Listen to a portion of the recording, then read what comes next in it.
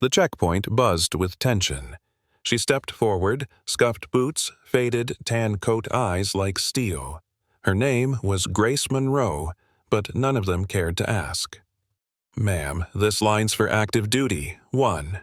Private sneered. "Cafeteria's that way." Laughter broke out behind him. "Is she someone's aunt? Maybe she wandered out of a retirement home." Grace said nothing. She adjusted the strap on her duffel bag and stared ahead. Silent. Still, but something in that silence was heavier than their noise. Something they didn't see yet. 5 minutes from now they'd realize the truth. This woman saved 56 soldiers in Fallujah and left one behind, the one who might still be alive.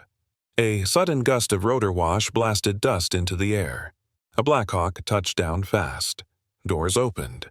General Elijah Grant stepped out, scanned the line, and froze. His eyes locked on Grace. He walked straight toward her, and when he raised his hand in a sharp salute, the laughter died. "Sergeant Monroe," he said, "I never forgot what you did." Silence, and for the first time they looked at her and saw. Grace closed her eyes. 2 seconds. No more. But in that pause, everything returned. Fallujah. The sting of sand cutting across her face. The sting of metal sharper hotter tearing into her shoulder. She remembered the sound before the pain. A sharp crack. Then nothing but ringing. Her rifle had slipped. Blood soaked her sleeve. She stayed low. Kept firing. Kept breathing. Smoke blurred the air. Burning rubber. Hot brass. The copper taste of her own blood thick in her mouth. She remembered the voice in her radio. "We're pulling back. You need to move now." She didn't. She'd held her ground. Covered their retreat. 56 men got out that day. 1 stayed behind. Now standing in line. Years later, laughter at her back, Grace opened her eyes again. Still silent. Still standing. And not one of them had any idea what it cost. A crisp voice cut through the noise. "Excuse me. Step aside."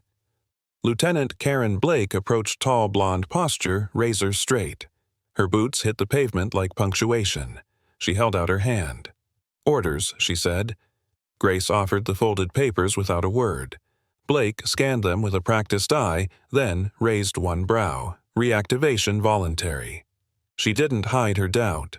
"We've had forgeries before." She passed the documents to a nearby corporal. "Verify these. Thoroughly." Her voice carried. Purposefully. Behind Grace, the same group of privates chuckled again. "She's probably using someone else's ID. Watch out. Next, she'll say she's Delta."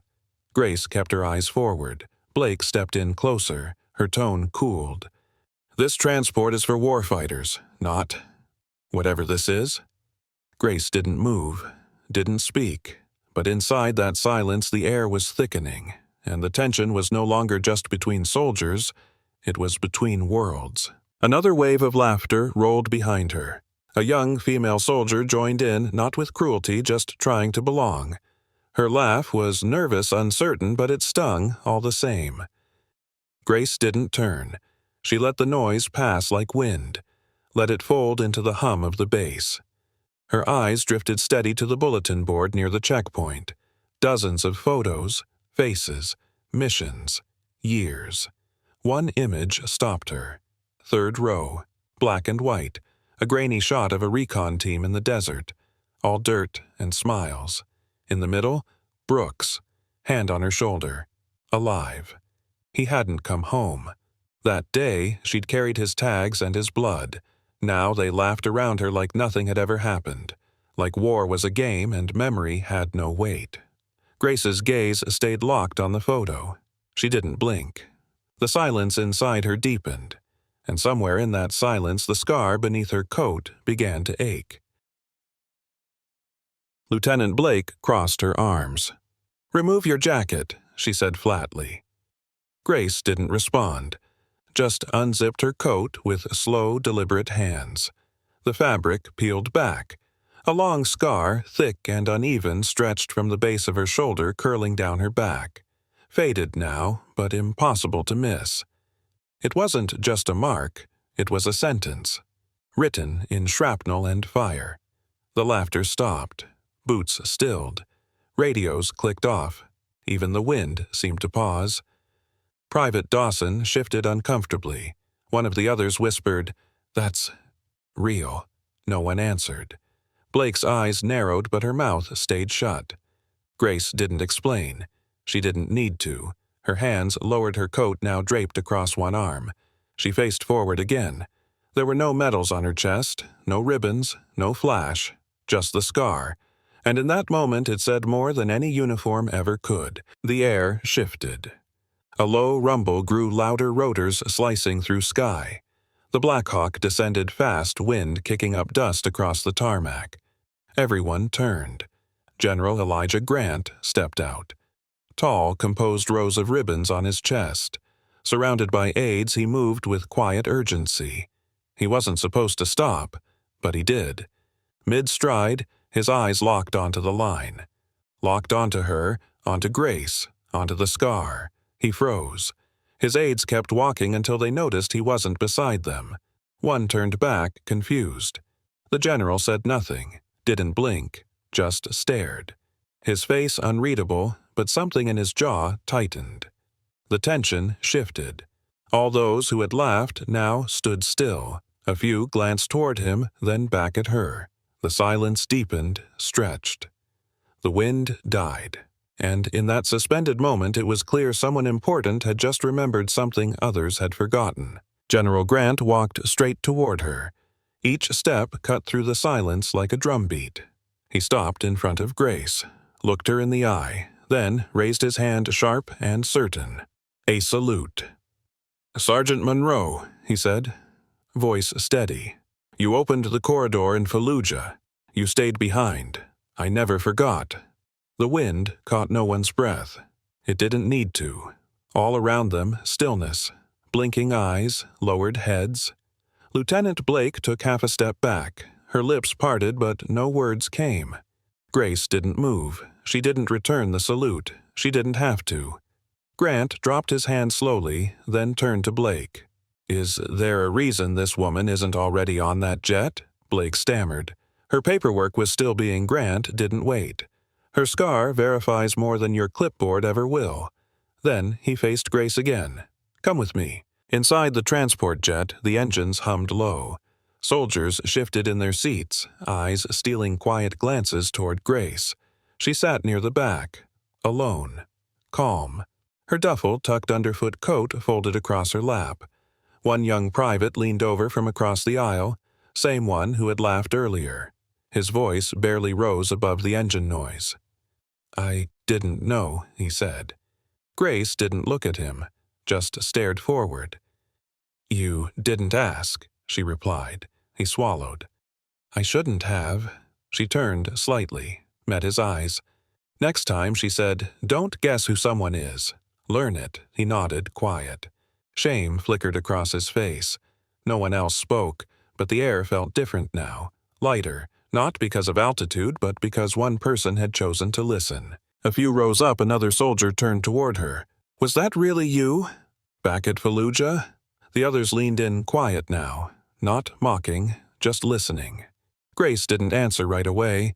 She let the silence breathe. "Then I was hit in the first 5 minutes," she said. "Left shoulder. I couldn't feel my arm." She looked out the small window beside her. The building was collapsing. Second floor gone. I crawled up to the third. Broken stairs, dust in my mouth. Took position in a corner. No cover. Just concrete and luck. Her voice stayed even, unshaken. I held that spot till my rounds ran out. Kept the line open so 56 of ours could pull back. Someone whispered, "Jesus." She didn't nod, didn't flinch. "I didn't do it to be remembered," she said. "I did it so they'd have the chance to be." A young female Marine, maybe 19, broke the silence. Her voice was soft but steady. "Why'd you come back, ma'am?" After all that, Grace didn't answer right away. She let the question settle, let the weight of it find its place. Then she spoke. "Because too many of you," she said, "think war is what you've seen in videos." She met the girl's eyes. "You think it's loud, fast, glory and flags." She paused. "It's not. War is quiet.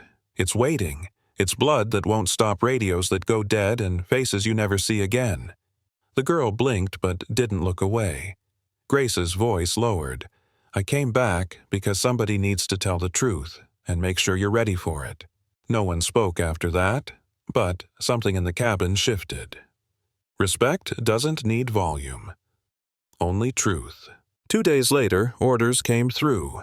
Sergeant Monroe was reassigned to Phoebe Granger Forward Operating Base, edge of the desert. Not deployment. Training command. No medals, no ceremony. She stepped off the convoy truck in silence. Sand clung to her boots before she even hit the ground. Inside the base, young recruits moved in scattered groups. Some were fresh from boot. Others had just one stripe on their sleeves. They noticed her, glanced, whispered. That her old-school sniper looks like someone's mom. Grace ignored it all. She met the captain. Saluted once. Where do you need me?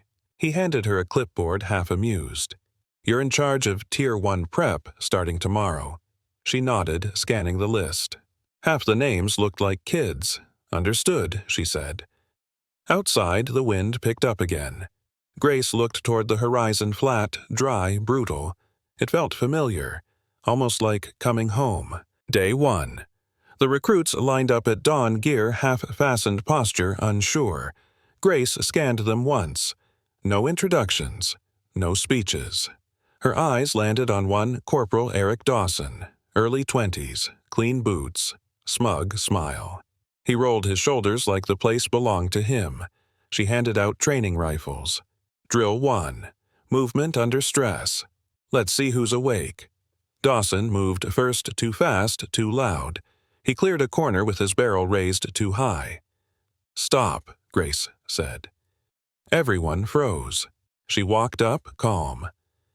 You just flagged your entire team, she said. Twice. He shrugged. We're not under fire. Grace stepped closer. You won't know you're under fire until someone's already bleeding. His smile faded just a bit. She looked to the others. You follow that form, you get buried pretty. The wind kicked dust over their boots. No one laughed. And, for the first time, they listened. The heat hit before sunrise. The first drill stretched across half a mile of open terrain. No shade, no mercy. Drones tracked every move from above, silent watching. Grace stood at the far ridge. One canteen. Full gear. Move. Boots pounded into dirt. Sand kicked up. Breathing turned sharp within minutes. Private Bennett, mid-20s, leaned determined, pushed, hard eyes set forward. 10 minutes in, she stumbled. Legs buckled, dropped to her knees. Another step, and she collapsed. Grace didn't run. She walked. The others slowed, unsure. Bennett tried to speak, but her mouth was dry. Her hands trembled. Why didn't you hydrate? Grace asked flatly. I didn't want to fall behind. Grace knelt beside her. You didn't fall behind, she said. You passed out. Big difference. Then she stood. To everyone else, the terrain is watching. If it breaks you here, it'll bury you out there. No one argued. The sun said the rest. They gathered under the shade after the drill, sweating, coughing, too quiet. Private Bennett sat with her head down, eyes unfocused. Grace stood over them, arms crossed. She scanned the group once. No pity, just fact. Someone tell me why she dropped. No answer. Grace's voice cut sharper. Anyone? Still silence. She didn't speak up, Grace said. She felt it coming, but she stayed quiet. Bennett looked away. Grace stepped forward. Her voice dropped low. You don't speak up, you die sooner. The words hit harder than the heat. You think toughness is silence? It's not.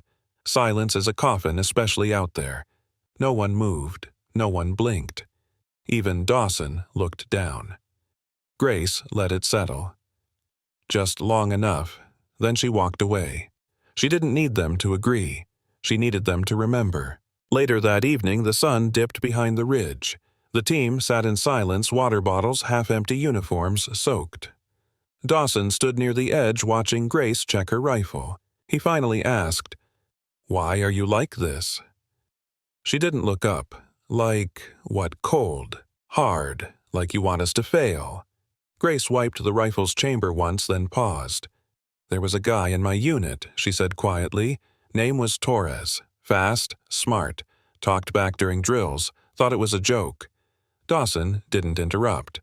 We landed in Helmand. First stop. First 30 seconds he made a wrong turn. She looked at him now. Calm, direct. He bled out in the dirt. Took 32 seconds. The fire crackled behind them. No one else spoke. I'm not here to scare you, she added. I'm here to make sure someone else's 32 seconds doesn't become yours. The next morning, a courier arrived at base, tight-lipped, carrying a sealed envelope marked Confidential. He handed it to Grace without a word. She opened it slowly. One page. Satellite stills. A name. Lieutenant Samuel Brooks. Alive? Possibly. Last seen near the Syrian border, held by militia. Grace stared at the grainy photo. A shadowed face behind rusted bars.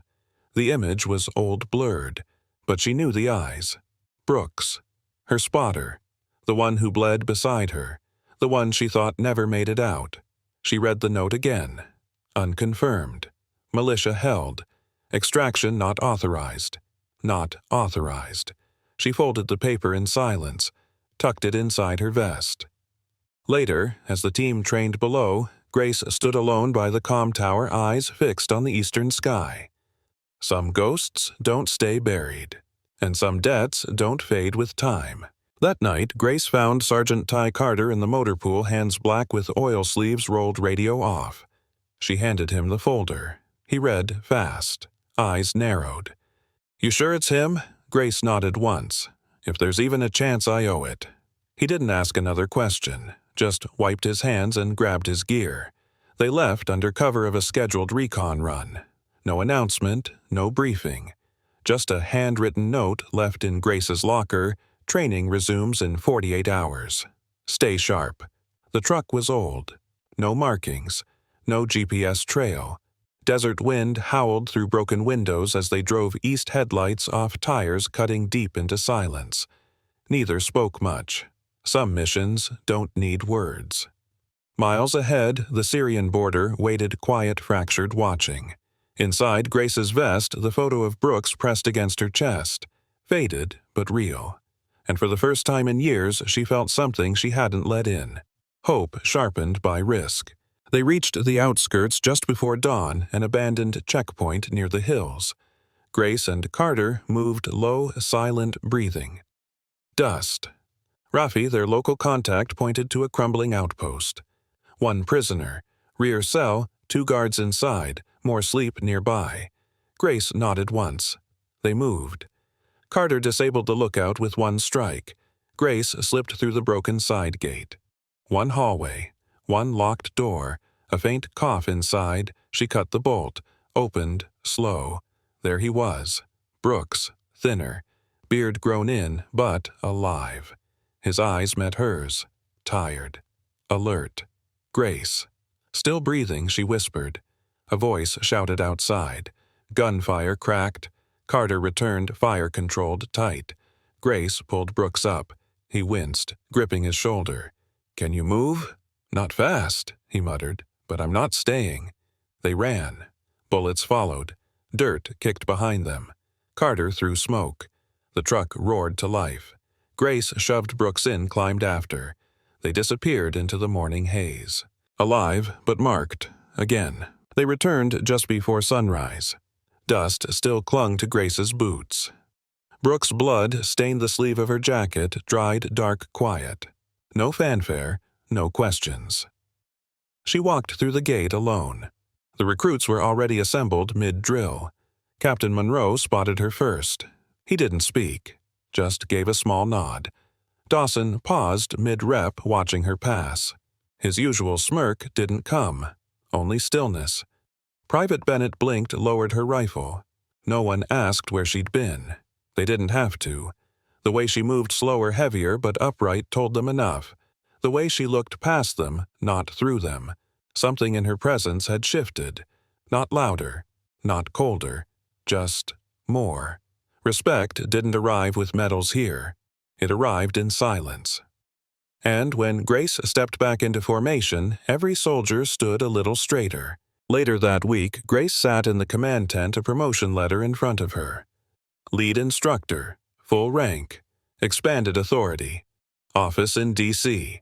Captain Monroe waited quietly. It's yours, signed and ready. She didn't even touch it. I'm not interested, she said. Monroe blinked. You're turning it down. I don't want a title, Grace replied. I want impact. She pulled a folded paper from her pocket. A different list, names, most crossed out, a few circled.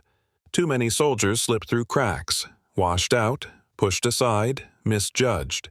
Monroe glanced at the list. And what's this? The beginning, she said. I'm building something else. Off-grid. No press, no brass, just fire. He frowned. What are you calling it? She stood calm. The Forge. Monroe didn't argue. Some things don't need approval. They just need to burn hot enough to shape what comes next. The Forge began quietly. No banners, no rosters, just names passed hand to hand. The first was Alex Vega, former intel officer. Brilliant. Discharged for insubordination. In truth, he asked too many smart questions. Grace gave him no welcome, no title. Just a test. 36 hours. Solo. No tech. One compass. One riddle. Survive, return to code. He disappeared into the hills without a word. No contact. No status. At hour 35, he walked back, dust-covered eyes sharp. 3 canteens full. Map redrawn by memory. And the answer to the riddle scratched on his forearm in charcoal. You don't find the way. You become it. Grace nodded once. You pass. Vega didn't smile.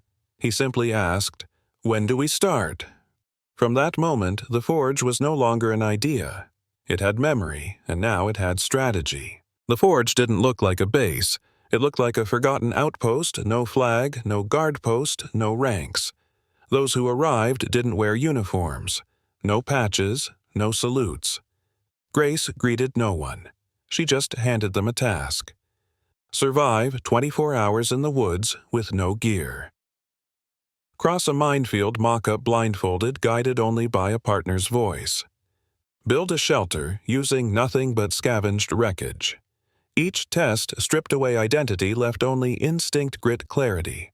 One recruit asked, What's the standard here? Vega answered without looking up. Truth. No one passed clean. Some froze, some quit, some lied. Those didn't return. But those who stayed, they learned fast that strength wasn't muscle and command wasn't volume. The Forge didn't want perfect soldiers. It wanted the ones who broke and still got up, the ones who never looked away when it got hard, even from themselves. The report came in just after midnight. A drone strike in northern Syria. Wrong target. Civilians hit. 5 dead. More wounded. Official channels went silent. Grace read the intel twice, then folded it flat.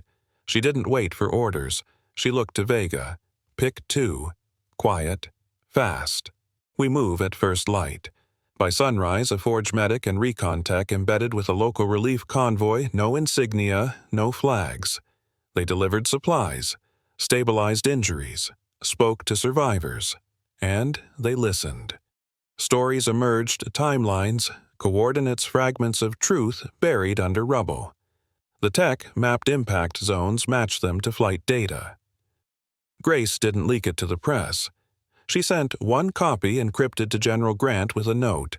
They shouldn't have to carry this alone. No answer came. But a week later, the families received medical aid, and someone quietly closed the operation file without comment. Grace didn't need credit. She needed them seen. A week later, Grace received the summons. CENTCOM, HQ. Spain. Mandatory. She arrived alone. No uniform, no entourage. The conference room was all glass and silence. 3 generals sat across from her. Cold eyes, polished boots. One opened a folder. You've launched unsanctioned operations. Embedded personnel off-grid. You've built a unit that doesn't report to anyone. Grace didn't blink. Another leaned in. You're effective but unpredictable. That makes you a liability. She leaned forward, calm. No, that makes me necessary. You bypass protocol. She nodded. When protocol delays justice, yes. Silence tightened. A silver-haired general cleared his throat. You don't respect the chain of command. Grace met his gaze. I didn't build the forge to be controlled. I built it because you couldn't see what still needed saving.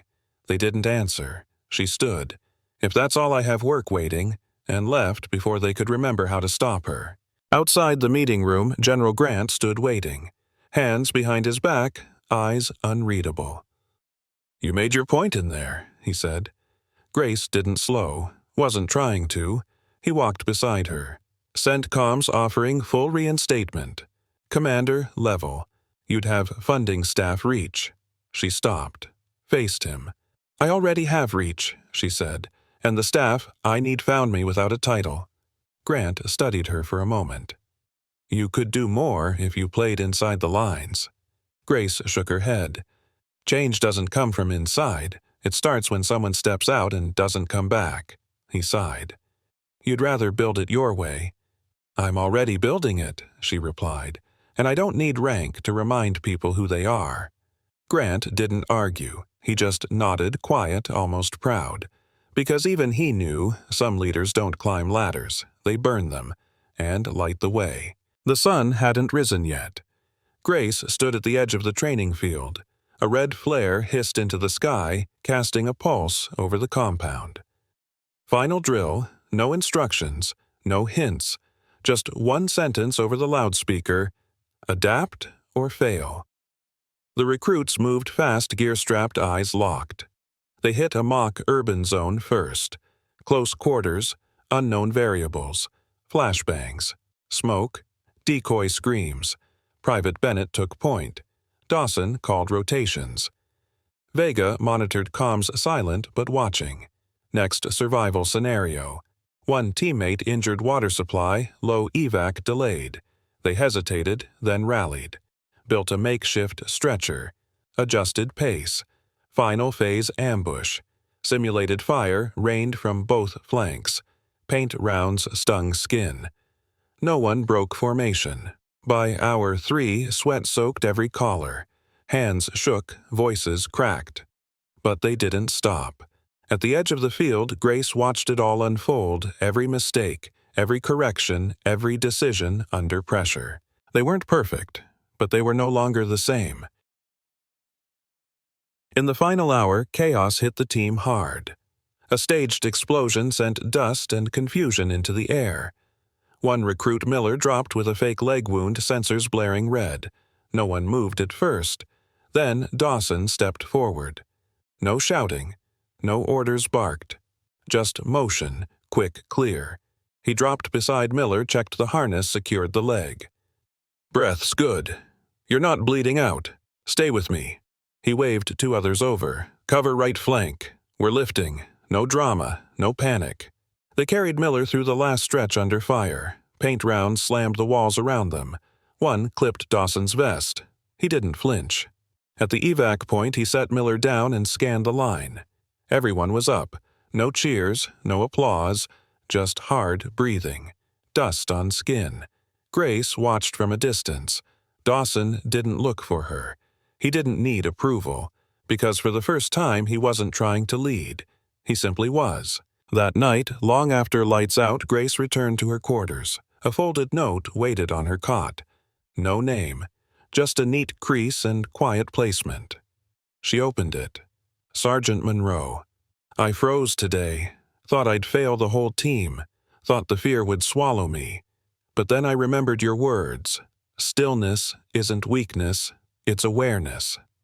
I stayed still. I listened. I breathed. And because of that, I lived at least in the way that matters. Thank you for teaching me when not to move. Miller. Grace read it once, then again. No signature, no need.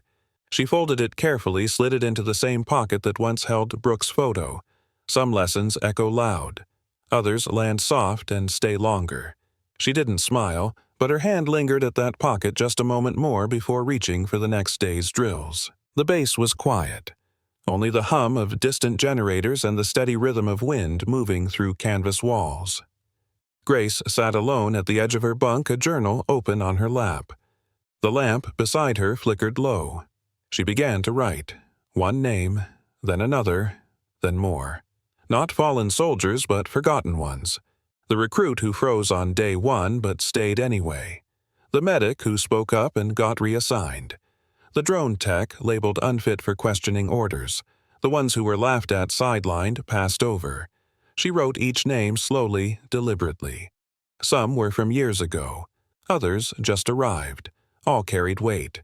This wasn't a list of losses. It was a list of fuel. Each name a reason. Each one a story not done yet. When she finished, she closed the journal softly. Not for closure, but to keep them with her, where they'd always been. Morning broke slow over the hills. Fog drifted low, clinging to the field where the recruits stood silent, steady, waiting for orders that wouldn't come today. Grace watched from the tower, arms folded, eyes clear. No speeches, no applause, just breath still and deep. Below, Dawson adjusted another recruit's grip without a word. Bennett reset the perimeter cones. Vega logged drill footage quietly. Everyone moved with purpose. Not perfect, but present. Changed. Grace turned back to her journal fingers, brushing the edge. Pages full. Names written. Mission far from over. She closed it, gently stood tall. They say strength is how loud you lead, how fast you fight, how hard you hit. But I've learned something else. Calm is a weapon. It cuts cleaner than fear, holds longer than rage. If you carry nothing else into the fire, carry that. Fade to black.